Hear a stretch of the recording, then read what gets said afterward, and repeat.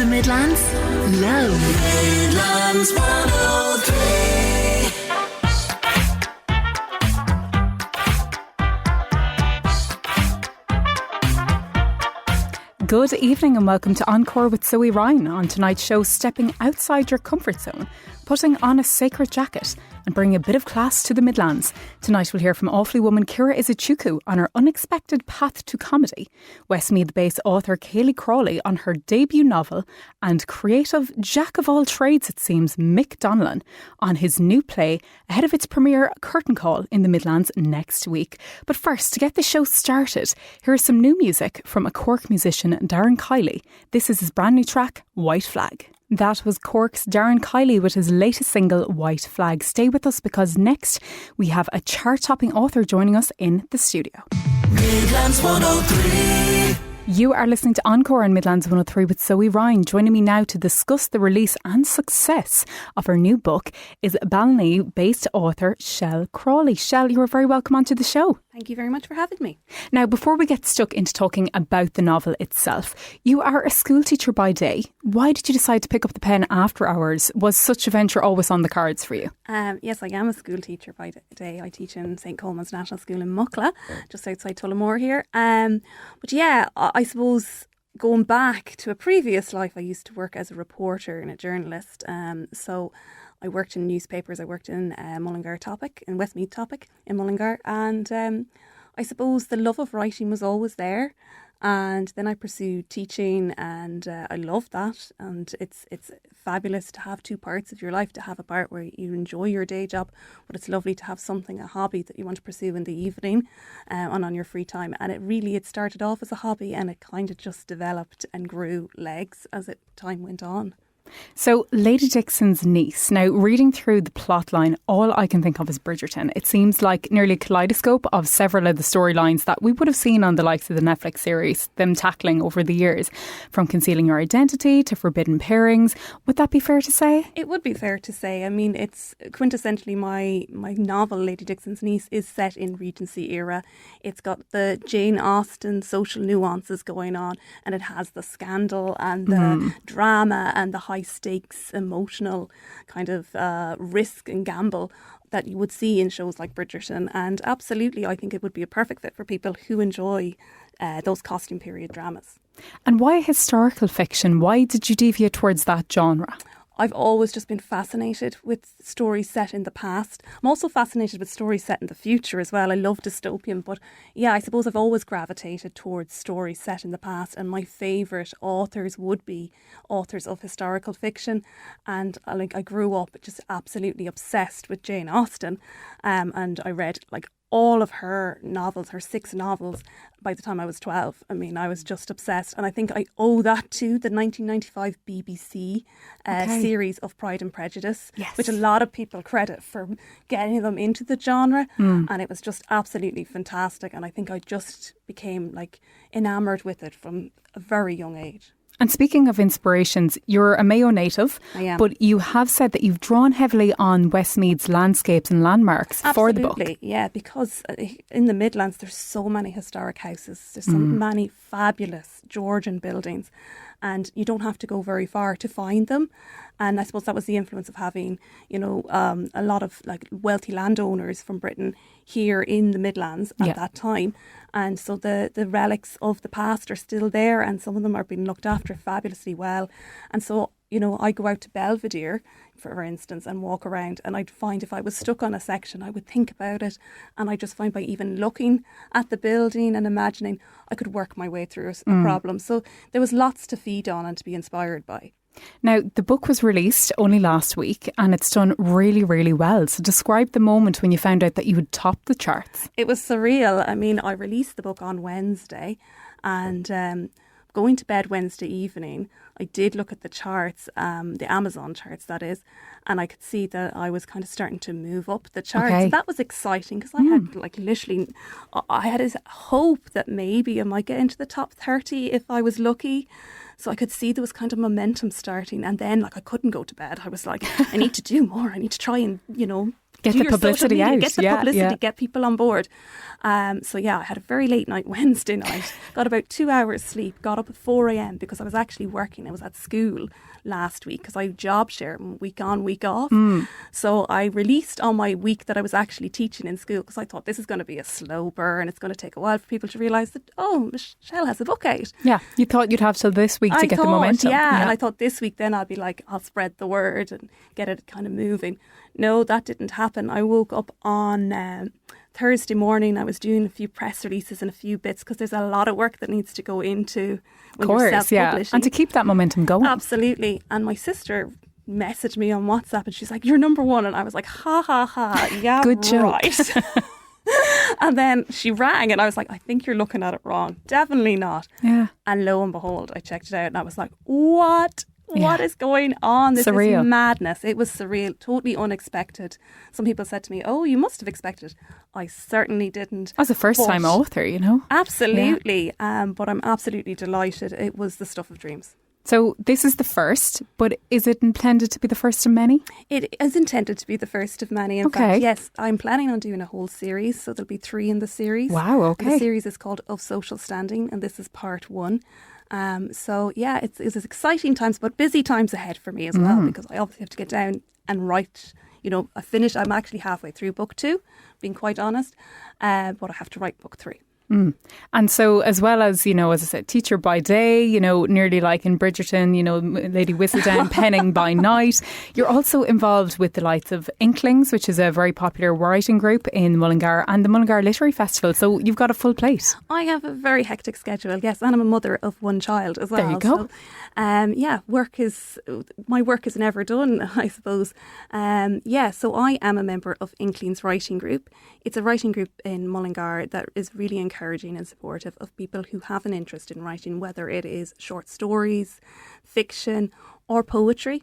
And we have a very talented group there and a very supportive group. So I'm delighted that I did link in with them in 2023 and they've become like a family to me as well. And it's super. And we all kind of just are very encouraging of one another and happy to see, you know, our writing grow, our standard get higher. You know, and that's by feeding off each other and learning. You actually come on and evolve. You hone your craft. So it was blessed to become part of that group.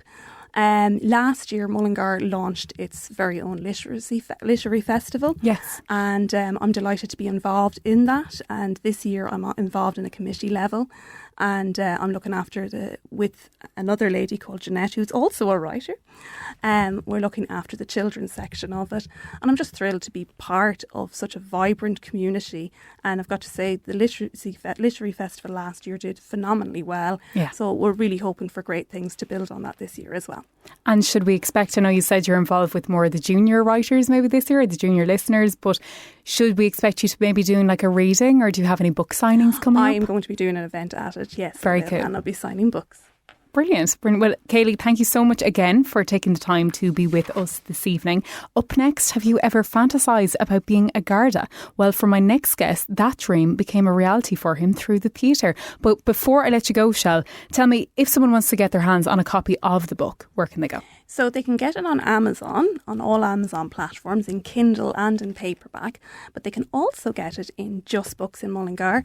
And from Monday, they'll be able to get it in Midlands Books in Tullamore as well. Brilliant, brilliant. As I said, up next we have a Garda fantasy coming to life. Midlands 103. It is Encore on Midlands 103 with Zoe Ryan. A little earlier on, I caught up with playwright, novelist, screenwriter and now adding actor to his repertoire, Mick Donnellan, to chat about his new play, The Tortured Silence, ahead of its debut at Athlone Fringe Festival. Here is what he had to say.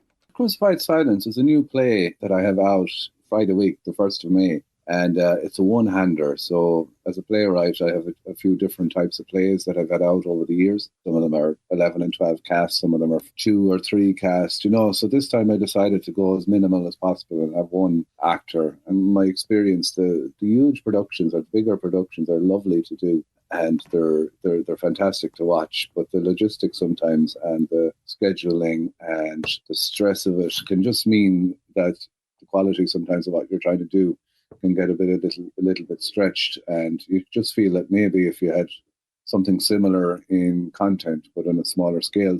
And you say a smaller cast, and by that you mean not only did you write it, you're performing the character in it as well. Yeah, I decided to perform it myself then because I had an actor in mind, and incidentally then he said, I'm actually just not around at that very particular week. And then I thought maybe there's fate there that I could just try it myself and do it myself. So I said, I'll give it a lash myself. And I was very interested in the character, and I was very interested in the story. And it's a very South Mayo-based story where I'm actually based at the moment. So I thought, I could probably bring as much authenticity to it as anybody could. So give it a lash and see. Still, though, a massive undertaking. As I said, you've been involved in every aspect of it. You wrote it, you're now performing it yourself. But as you said, you've done acting before. So did it feel like much of a challenge, or is it just another play to you? No, it's definitely a challenge. I mean, we're, 10 days out now, and there's still work to do.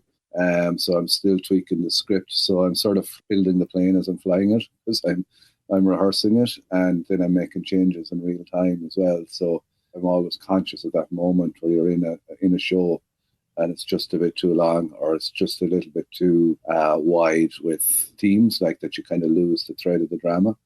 So I'm very conscious of that. So I'm trying to keep it as tight as possible, keep the story moving forward, and to keep the audience engaged, because I don't know really how long a person can watch one actor acting. So it's trying to make sure that lull doesn't happen. And you touched on it there about themes, and you do try and tackle a number of themes in this. But I suppose before we get into delving into those, could you give us a quick overview or synopsis of what the play is about, the storyline? Yeah, it's about a guard. He's an alcoholic guard, and he's in small town rural Ireland in Mayo. And he's had this incident with his superintendent. He's had an altercation with him. Then he leaves the station in a state of disgrace and sort of despair. And then we get into this retrospective story about how did this happen. So it's an interesting concept in the sense that I suppose you're watching it and you see a guard walk onto the stage, and then this situation develops. And you have to think to yourself, why would a guard be in this situation, and what led us to this point? And there's certain specific hints as to why then as the story goes on. And we developed into his past and how he became a guard, and where the drinking kind of started to take hold, and his family and that kind of thing. So it's about, I suppose, gradually unrolling or unleashing the impact of his life up to now, and how we got to this point, and what the future holds. So, and lots of comedy in there as well. So it's dark and it's sad, it's tragic, it's funny, but distinctly Irish and distinctly west of Ireland and Midlands as well. I lived in the Midlands for a long time, so I've got plenty of inspiration up there. So there's no lack of input from my time there in Athlone either. So. That is something that I think the Irish do really well, isn't it? It's that dark comedy, that it's like we take these usually horrible topics, but we can somehow put a comedic spin on them. Like you said there about, alcoholism plays a massive part in it. How do you go about tackling a subject like that? Would you have reached out to the likes of, say, an alcohol action group to maybe get some insights, or would you have, taken inspiration from what you've witnessed over the years? How do you go about writing a storyline like that? Yeah, I guess research is important, but too much research is dangerous, because you can get wrapped up in the topic so much that you actually lose the nuance of what you're trying to say. Like, you lose the magic. You'd end up sort of writing a commentary on addiction rather than a story about an alcoholic. So a little bit of both, enough research to know, or enough knowledge to know to touch on the points that we're trying to get. And then again, I would have seen a lot of it myself here. We owned pubs at various times in our family and worked in pubs and that. And I suppose it's on every corner and every street and every household in the country. So if you see enough of it and hear enough of it, and you pick up on it as an artist and a writer, these things sort of eventually you find yourself writing. Once I started writing it, it just sort of all came together. But it is a serious issue, and it's dealt with delicately in the sense that it's not Paddy Wackery idea of a man going around the place drunk. It does actually delve into this man's logic, like his his actual thinking behind the reason that he drinks. Like, and you mentioned there about kind of Midlands links, and I feel like this play has done its stint in the sense of it was chosen as part of Scripps, which was held in Burr last year. It kind of came about after some workshops with our very own Eugene O'Brien from the Midlands as well. So there are some kind of Midlands links going on here even before you step foot to perform it in the Midlands. Oh yeah, I mean, I suppose first thing is Eugene O'Brien was a massive influence on myself as a writer and my generation of writers. Huge talent in the work that he did and sort of bringing to the fore the real Irish, I suppose, dialect and stories like this, like Pure Mule, Eden, Heaven, things that he's written have just been so on the nose and so on the mark that you realise that these things are possible. Like prior to people like Eugene or Christian O'Reilly, you would think that you would have to be in America or be in London, to even get to that level, but they made it possible for Irish writers. So I suppose I'm coming from that tradition. And then as I was living in Athlone and COVID had just hit, I had this story that Scripps Ireland had sent out a call for Scripps, and I'd sent it in just before COVID, I think it was, and they accepted it and we worked on it then. So I got to work with Eugene, which was great, and it was 4 pages at the time. I sent in 12 and we got it down to 4. But the work that we did and the intensity that we put into figuring out the character, it just ups your game. So that was always there then. That work that I had done with those was always there. And the play itself and the crux of the story was there. And then I fleshed it out into a full length play. So, but right now I'm just thinking, get the play, 100% ready to go, and it'll be there. Then I'll be able to just pick it up, put on the Garda jacket, and head to the theatre. So that'll be the reward for all the stress now, just get out and have a play there ready to go. You mentioned there about putting on the Garda jacket. What was that like to do that? I think that's something that maybe, I don't know what the word, fetish isn't the right word, but something that people are going, God, imagine being able to put on like the Garda uniform. A lot of people actually say to me on a regular basis, really? Like guards are very serious people as well, and there's not a mockery of the job that they do of the profession, and it's not a sort of an abuse of their role in society or anything like that. It's just the job itself was a perfect vehicle for the story. So, but very cool, yeah. Like, and it's serious business getting a jacket. Like, I can imagine. Stop everybody! Like, like even you're in a theatre and there's a Garda jacket and people are like, don't touch it, it's against regulations, and don't bring it outside. And, yeah. They're afraid. Like, I suppose naturally you could go outside, I suppose, and start stopping traffic and you're in awful trouble. Like, you get sent down straight away. Like, yeah. Just have to keep everything right. So it's a good uniform. It's a good jacket, and it does the job. So absolutely. Well, Mick, it sounds like a great play, and no doubt one that people will be interested in seeing. As I said, especially since it's playing on that Irish humour that we all gravitate towards. So thank you so much for your time this evening, and best of luck with the performance that's coming up in Athlone. Great, thanks, Zoe. Great to talk to you. That was Mick Donnellan on bringing his one-man play The Crucified Silence to Athlone Little Theatre on Friday, May 1st. The fact that Eugene O'Brien was mentioned 2 weeks in a row on this show is proof of the magnitude of his influence and lasting impact his work has had and continues to have across multiple disciplines within the arts, everything from writing to stage and everything in between. So we're very proud to be able to say that he is an awfully man. Still to come, a schoolmate of mine who went on to study a completely different area to me in college, but somehow we have both ended up on the same arts show tonight. If you need a good laugh, you won't want to miss this. Midlands 103. We are into the final segment of this week's instalment of Encore with Zoe Ryan, where sitting before me is London-born Tullamore raised actuary turned comedian Ciara Izuchukwu. Ciara, thanks a million for making the venture out to the studio this evening. No worries. Thank you for having me, Zoe. So, Ciara, tell me, how is it that someone who's qualified and, let's remind ourselves, still practising as an actuary, how did you get on the road to comedy? So I qualified as an actuary and I actually emigrated to Bermuda for a few years. Yes. And then when I was out there, I was involved in so much stuff. But then when I was moving back home, I was a bit like, oh my gosh, like I need to have something else to do because like I wanted to be able to still party on a Tuesday. But I know that like everyone's like, all my friends are grown up now. Do you know what I mean? Like, I'm almost 30 soon. Like, people are getting married, having kids. And on my TikTok or on my phone, I'm always getting like different stand-up comedians that always come up. And like me being a delusional person that I am, I was always like, oh, I could do that. You know what I mean? Like, my friends giggle sometimes when I tell a story. And I actually signed up for the Gaiety School of Acting. So basically, it's like an 8-week course. And at the end, on like week 9, you do a showcase and you do a 5-minute set. And I was like, there's no way I'm doing that. Anyway, I got to the end of the course and I was like, you know what, I'll do the showcase. Bring loads of my friends, get them drunk, like it'll be fun. Did the showcase, loved it. Right. And you know, like when you get like a pinch of that buzz and like, you know what I mean? And also, let's be real, like I love attention. So this was great. Do you know what I mean? I think about it. You know what I mean? Everyone's sitting down, laughing at your stories or whatever else. So, I mean, I suppose the ego in me was like nicely stroked. And I was like, do you know what? This is actually really fun.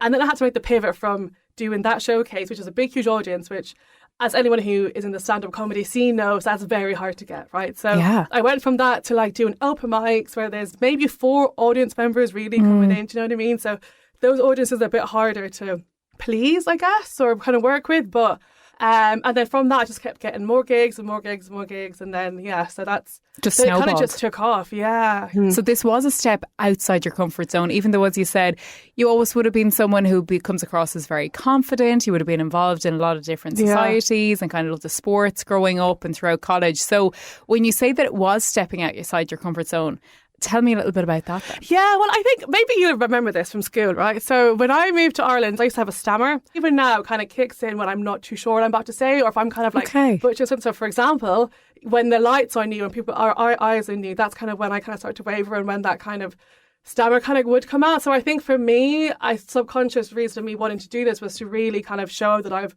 moved past that and I was able to do it. And also, you know what, worst case scenario, what happens? You go up on stage, you bomb, everyone hates you last off stage and you just never do it again and you just write it off as like a blip in your life. Yeah, exactly. Yeah. So I always think like, what's the worst case scenario? It isn't that bad. I'll survive and then just go ahead. Such a good mentality to have, as you said. It's like a say yes to anything or try it once even and see how you get on. Yeah. But you mentioned there about maybe overcoming the stammer in that unpredictable scenario. But as we said, it is unpredictable if you go up there, especially like that, if you decide to get the crowd involved or maybe with heckles.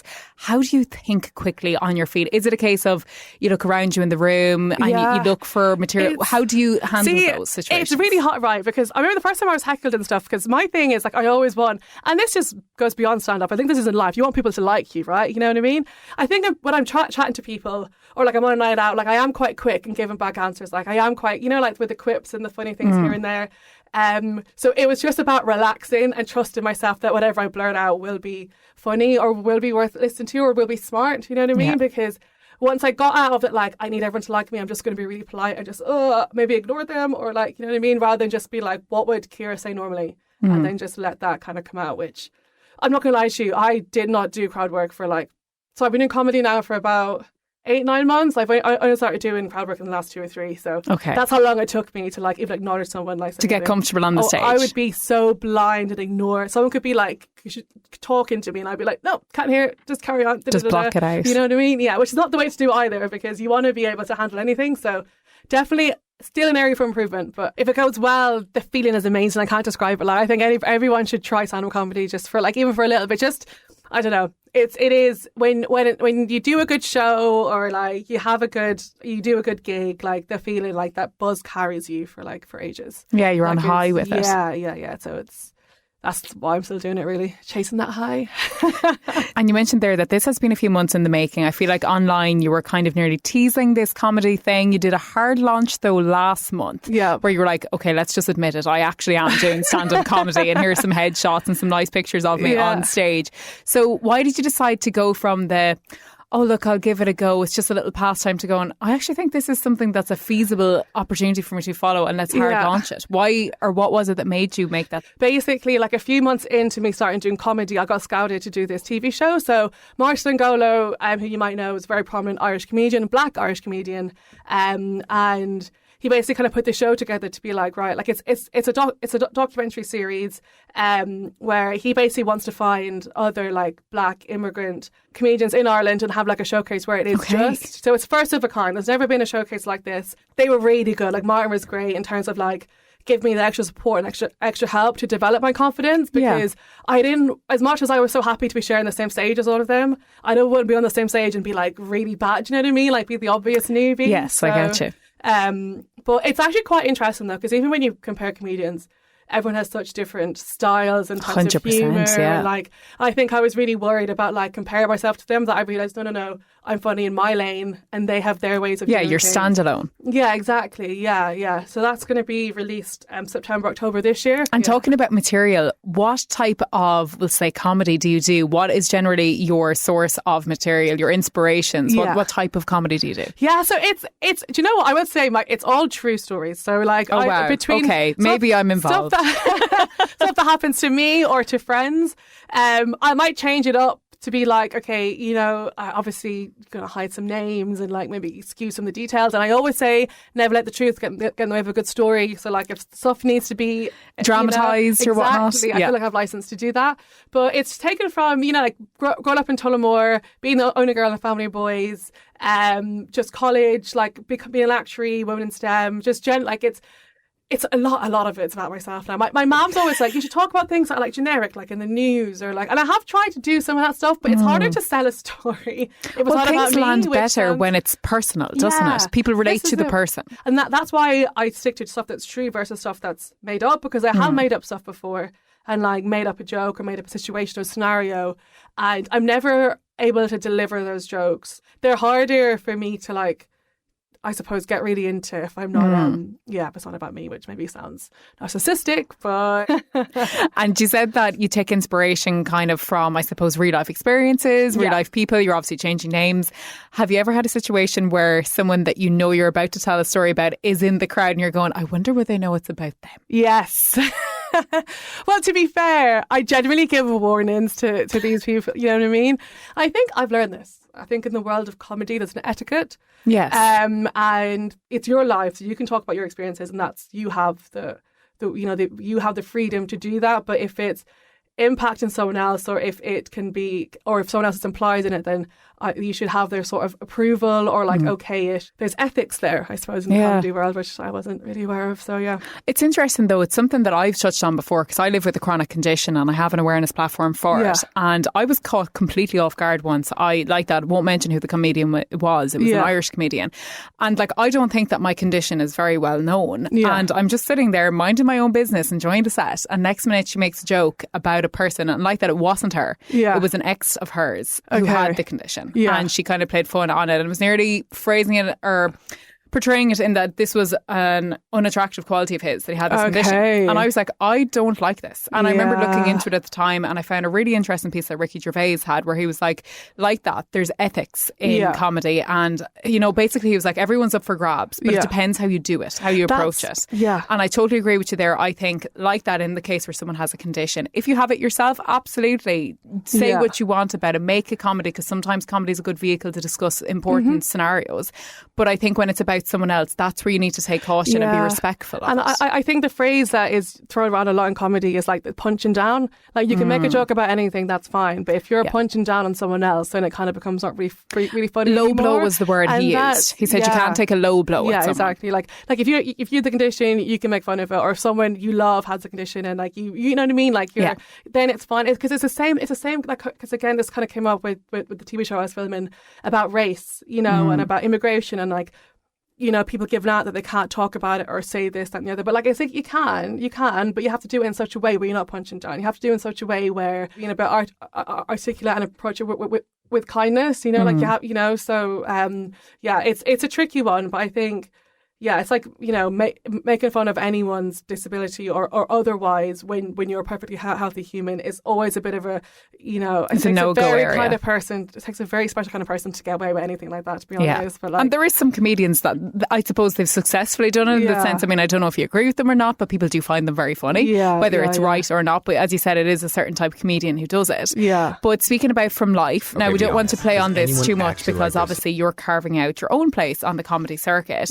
But you mentioned there that you come from a family of all boys, you were the only girl. You are in fact the sister of Cormac Izuchukwu, who is obviously a big rugby sporting legend. Growing up though, it was you who seemed to be the sports star. Like, you were really promising in the line of athletics, and I always thought that's what you would end up doing professionally. Was going pro in sport ever on your radar? Do you know what? You know, whilst I love sports and I was playing county and I was playing for Leinster and like running and doing all of this stuff. You were in every sports team, I think, in the school. Except soccer. I never did soccer. My mother hated soccer, and so I never did soccer. But I think for me, to be a woman in sport, and I hate this the way it is, but like it's rare for it to be a full-time profession. You know what I mean? So like, you know, so it gets to a stage where it's like, if you're becoming, I think it was like just 17, it was like, okay, if you want to take this sport seriously, like athletics, for example, you have to train 6 days a week, twice a day. It takes up a lot of your time. And like, for me, it was always quite important to like get a good career and like make sure that I'm secure in like a financial way and like all the rest of it. So it became a time where it was like, okay, wait a minute, I need to kind of make a decision here, because like I only have so many hours in the day. I need to use those studying, and so therefore you had to make a decision. Exactly, yeah. And I hate that, because the thing about it is with guys is that like you like, I mean, no hate to my brother, but like, you know what I mean, like a guy can be doing semi-professional or like whatever else, and that they are supported that way. There isn't that kind of, whereas for girls there isn't that same support there. Do you know what I mean? So it's a little bit harder to do both. But great thing about comedy is that like you don't need to be 19 to like start your comedy career. You just have to be funny. You know what I mean? Yeah, exactly. Like with sports, you kind of, there is an age limit on that. Like and even in music and stuff like that, like it's always, you know, people always expect you to be younger. Like from my experience, audiences actually like you better when you are older. Do you know what I mean? You're so right. I've never actually thought about that. That comedy is a real ageless profession, isn't it? And as you say, people nearly respect you more if you've been in the game longer. Exactly. And also because I think when you're up there telling jokes with life experience under your belt, people are more willing to laugh or believe what you're saying. You know, like even though my particular situation might be unique to me, the circumstance around it is universal. Like, you know, I talk about crazy friend. We all have a crazy friend. Or I talk about like family. We all have a family. We can all relate to something in that. So I think trying to marry the two, like trying to the shock value of like this crazy thing and also the relatable moment, which I think really kind of hones in a crowd and makes them kind of that makes you win them over, I think. And you're doing the kind of Irish circuit at the moment. As you said, you're going on life experience. So obviously a lot of comedians that are based in Ireland, they would find their jokes land well with an Irish crowd because it's obviously very relatable. Have you delved outside of Ireland yet, or is that on your radar? I did a gig a few weeks ago in Manchester. I think the good thing about Manchester people and Irish people, that it is kind of similar, you know, similar humour. In terms of so my jokes all landed there, which was great. They were an amazing crowd. And then I will let you know, I've got a few more gigs lined up in London this summer. Whilst there is a really big comedy scene here, and actually I think it's definitely underrated. You're performing at bars and in pubs, like in the basement or the attic, where it's not really set up for comedy. Whereas in London, they have comedy venues, and you're going and you're on a proper stage, and there's a proper host, and there's lights, and like it's a bit more like show business, a spectacle. Yeah, exactly. Yeah, so I really want to get more experience there. So I'm looking forward to that. But I'll let you know how that goes. I'm hoping the London crowd will also be fine, but yeah, we'll see. So we've got a lot of upcoming gigs in Dublin. As you said, you're mainly kind of in that space. Maybe some London work. What about the Midlands? Do you plan on coming and bringing it home? Do you know what's actually really funny? I've never done one in Tullamore. However, this Friday, I'm actually performing in Mullingar. So if anyone... Wow. Okay, you kept that quiet. Sorry. She's actually playing this weekend and she never mentioned it. So on Friday night, 9 p.m, Columbia Bar, Mullingar, guys, come one, come all. Yeah, so actually Columbia do a night every Friday. Okay. So I do try to get down there at least once a month. To the home crowd, in a way. Exactly, yeah. But that's kind of harder though at some stage, you know what I mean? Because... How so? Because I think, like, I don't know, because like I said, it's always in like a pub or whatever else, and like you'll always get some old men that are just there, do you know what I mean? Like judging silently. But yeah, the old grumpy men outside the bar, they're my challenge. Like if I can make them laugh, then I'm like, yeah, you're like, they're the ones I have to impress in this room. Exactly. Yeah. So Ciara, your parting gift to anybody listening who's maybe thinking about trying something different, maybe not necessarily comedy, is just go for it. Literally, just go for it. And I always think, I don't know, life is so short, like why not? You know what I mean? And like even if you're really bad at it and you suck at it, it's a funny story to tell your friends later on, you know what I mean? Like if you want to go on that trip, or maybe you want to try a random hobby or whatever else, and like even if I don't know, I think failing at doing something that you have an interest in isn't really failing. Do you know what I mean? Like it's a life lesson learned, and it's like, you know, but definitely once you're not harming yourself or anyone else, go for it. Ciara, thanks so much. I've definitely been entertained during this conversation and had a few laughs. So hopefully those listening at home have as well. But thank you again for coming out and joining us in our humble studio today. And we look forward to seeing you in the Midlands this weekend in Mullingar. Woohoo! Thank you very much, Zoe. That's it for me tonight, but Joe Cooney is up next with Country Roads, as always, bringing you the best in Irish and American country music until 10 p.m. And now I see Joe's actually making his way into the studio ahead of time. Joe, tell us, what have you got coming up on the show tonight? Well, as usual, Zoe. By the way, a great show. Thank you. That was a great interview with the. She's a comedian, but also yes. Not a surveyor.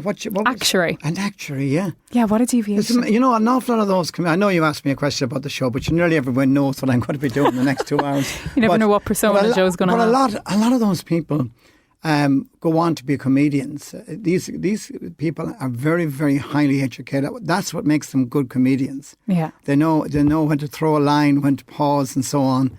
And of course, they've got all the knowledge and all the know-how. That's how they're able to joke and about so many different things. But she was amazing to interview. As Ciara says there, there's so much going on in your head at the one time. Like we'll know here from navigating the system here. You're looking at your timings, you're looking at the clock, you're thinking, right, what songs can I put in, everything. They're constantly thinking, they're reading the room. And something that I found really interesting that she said was about that, comedy in a way, it's an ageless kind of profession. Absolutely. Yeah. That it doesn't matter what age you are, you're nearly better off if you're on the latter scale of it. And I know that you dabble in music, and that was something you came to late in life. It wasn't something you tried in your youth. Yeah, 9 years ago. Yeah, I would have liked, I didn't dabble, but I always kind of liked, because my mum was a singer and she sang to feed us when mum and dad separated.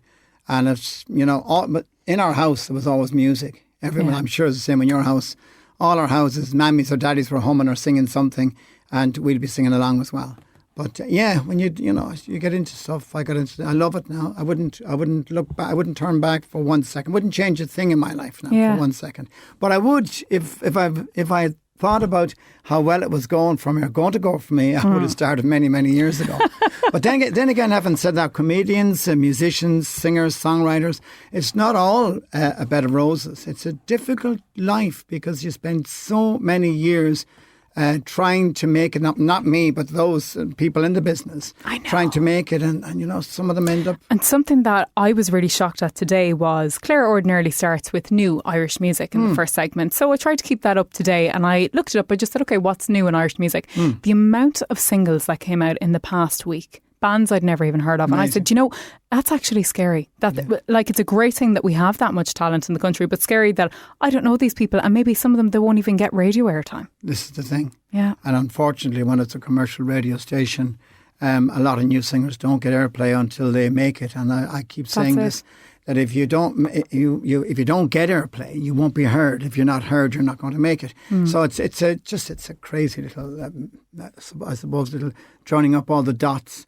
From A to Z, sometimes you have to skip the ABC and get into the middle and try and get yourself on air and then be heard. Or now, social media is a good thing. TikTok and 100%. Facebook. Yeah. Sorry, Joe, I've just realised we have got sidetracked, as we always do. Myself and Joe usually have a little bit of a chat in here in between the shows. But Joe, quickly tell me, you've got a competition coming up on your show. I have the Auto-American show, the big American show, big rigs, muscle cars from the movies, stuff there for all the family. It's a great day out. It's in Kilbeggan on this very, very Sunday. And I'm giving tickets away on my show, by the way. Brilliant. Okay. And will you be going along to it yourself? Is it something you've gone along to in the past? I generally do go along. There's always, even though you could go there year after year, there's always something new, something new to see. And it's very exciting for kids too. It's great for kids to go along, see these big old cars from America, big old trucks as well, bikes as well, some of the most amazing bikes going Just back. something different. Something different. And there's food there as well, and there's lots of entertainment. And that's it. As I said, I've kept Joe from planning his show, but you know the drill. Until next week, you'll see me then, and you'll hear Joe up after this.